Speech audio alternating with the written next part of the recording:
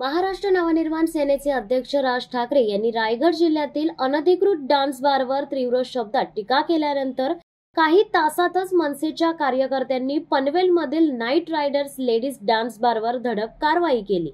मध्यरात्रीच्या सुमारास मनसे कार्यकर्त्यांनी बारमध्ये घुसून जोरदार तोडफोड केली आहे।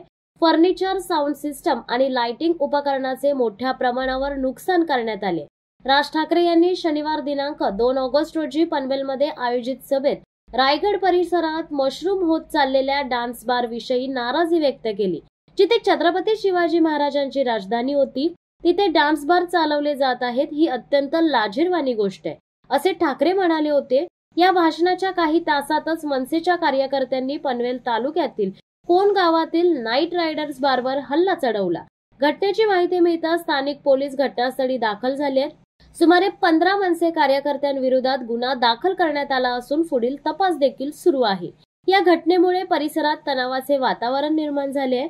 पोलिसांनी सुरक्षेच्या दृष्टिकोनातून अतिरिक्त बंदोबस्त देखील तैनात केलाय।